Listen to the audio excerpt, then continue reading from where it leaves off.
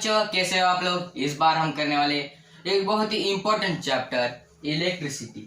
तो आज से हम फिजिक्स स्टार्ट करने वाले हैं क्लास 10th का। तो इसे हम जरा डीप में ही पढ़ेंगे। तो चलो देखते हैं।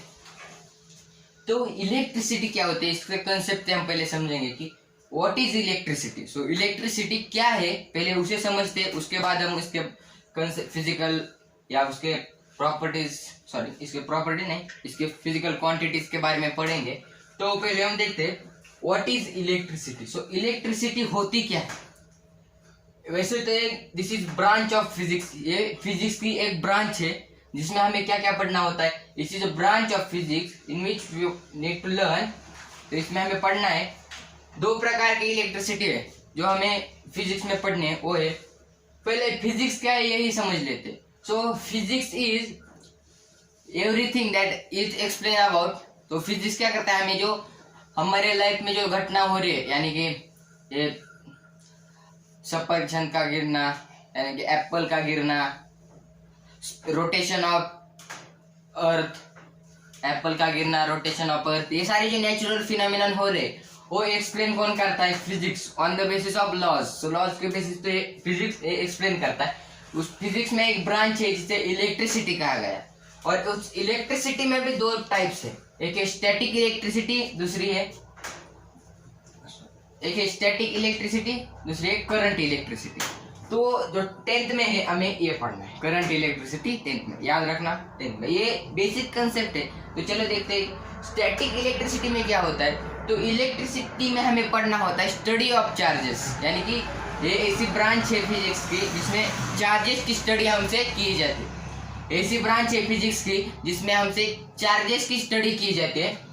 इसमें हमें स्टैटिक में क्या पढ़ना है, study of charges at rest. इसका मतलब है चार्जेस रेस्ट पे है, उनकी स्टडी को स्टैटिक इलेक्ट्रिसिटी कहा जाता है। वैसे ही study of charges at in the motion और simply in motion are current electricity. तो हमें क्या पढ़ना है, चार्जेस जो मोशन में है उनके बारे में हमें पढ़ना है।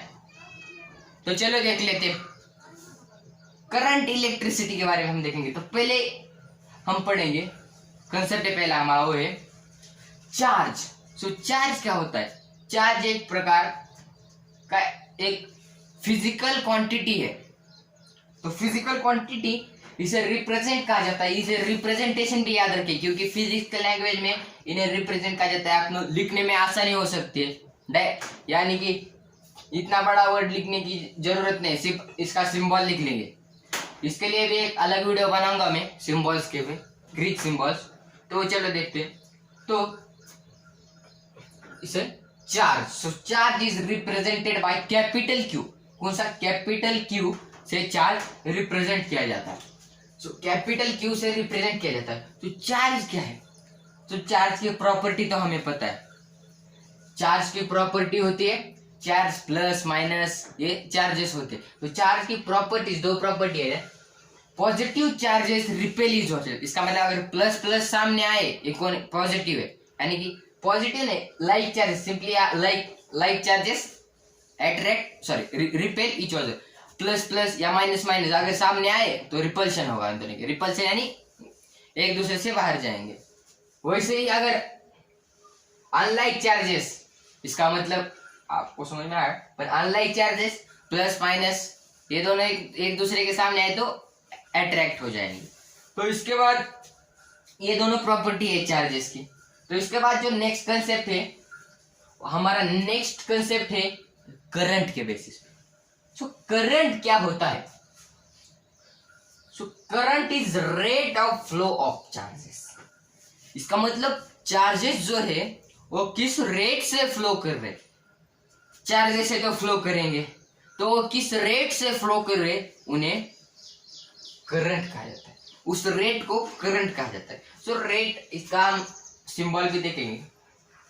करंट का सिंबल होता है आई, कैपिटल आई से रिप्रेजेंट किया जाता है करंट को। इसका फॉर्मूला भी देख, अब से रेट, जब भी कोई कभी भी रेट आए तो डिवाइड में टाइम लगा देना। क्या, डिवाइड में टाइम। ऊपर क्या है, किसके रेट है, चार्जेस के। So I is equal to Q by T, ये हमारा पहला फॉर्मूला है इस चैप्टर का। तो आप मेरे ख्याल से समझ में आए। तो इसके बाद हम कंसेप्ट देखेंगे कि कंडक्टर एंड इंसुलेटर्स क्या होते हैं। तो पहले देख लेते हैं conductors. So what are conductors? So conductor होते क्या है? हमें पता है लोखंड का सलिया या कि यानी जो हमारे घर में तार होते हैं या जो पोल पे तार होते हैं वो सारे कंडक्टर्स है। पर उनमें ऐसा क्या है जो इलेक्ट्रिसिटी को कंडक्ट करते? जैसा हमसे वो चार्जेस को कंडक्ट करते हैं, ऐसा भी कह सकते हैं। सो उनके अंदर क्या है वो देख लेंगे। तो हमें मैं स्ट्रक्चर दिखा देता हूँ आपको। पहले आप देख सकते हैं यहाँ पे स्ट्रक्चर है, यहाँ पे आप देख सकते हैं ये इतना बड़ा वायर है।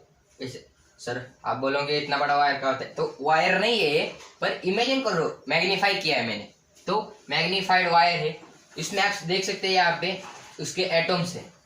और एटम में आपको ये बता दूं, मेटल में ज्यादा बड़े एटम होते हैं, मेटल में बड़े एटम होते हैं, जनरली बड़े होते हैं नॉन मेटल से। तो बड़े एटम होने के बाद जो आउटर मोस्ट ऑर्बिट में जो इलेक्ट्रॉन है, इसका मतलब जो लास्ट के ऑर्बिट में जो इलेक्ट्रॉन है वो क्या दूर होगा प्रोटॉन से। तो प्रोटॉन से दूर होने के बाद वो क्या करेगा, तो उन दोनों के बीच में जो फोर्स है तो ये अटैच होने के बाद, इसीलिए ज्यादातर टाइम ऐसा होता है इस एटम में से जो लास्ट सेल में एटम है वो लास्ट सेल में जो इलेक्ट्रॉन है वो आउट जंप करता है, इसका मतलब बाहर निकल जाता है। समझ में? वो बाहर निकल, सेल में है वो बाहर निकल जाता है, जो लास्ट में है वो बाहर निकल जाता है। वैसे ही जब नॉन मेटल होता है तो उसमें बाहर नहीं निकलता क्योंकि स्मॉल एटम है, एक दूसरे से कंजेस्ट कर लेते हैं। वैसे इसमें क्या होता है, फ्री इलेक्ट्रॉन्स होते हैं, इसका मतलब जो बाहर निकले वो फ्री है, कहाँ भी जा सकते हैं, पर कंडक्टर के बाहर नहीं। आप बोलेंगे निकल जाएगा वायर से बाहर, ऐसा नहीं होगा, सिर्फ वायर में रहेंगे, पर वायर में किसी भी डायरेक्शन में। पर जब करंट फ्लो करता है, इसका मतलब जब इसमें चार्जेस का फ्लो होता है इसे करंट कहा जाता है। पर जब करंट फ्लो करता है तो इलेक्ट्रॉन्स एक पर्टिकुलर डायरेक्शन में चले जाते हैं, तो इलेक्ट्रॉन्स एक पर्टिकुलर डायरेक्शन में चले जाते हैं। इन्हें हम अब वापस हमारे करंट के कंसेप्ट पर आते हैं। तो करंट क्या है, rate of flow of charge. ये तो समझ में आ गया हो आपको, कंडक्टर्स ऑफ इंसुलेटर्स या बैड कंडक्टर आप जिसे कहते हैं वो क्या होते हैं। तो इसके बाद हम देखते हैं करंट। हमारा जो पहला कंसेप्ट था वो current current is equal to Q by T. Current represented by R is equal to Q by T. इसकी डेफिनेशन भी आप देख सकते हैं, rate of flow of charges, simply speed भी कह सकते हैं।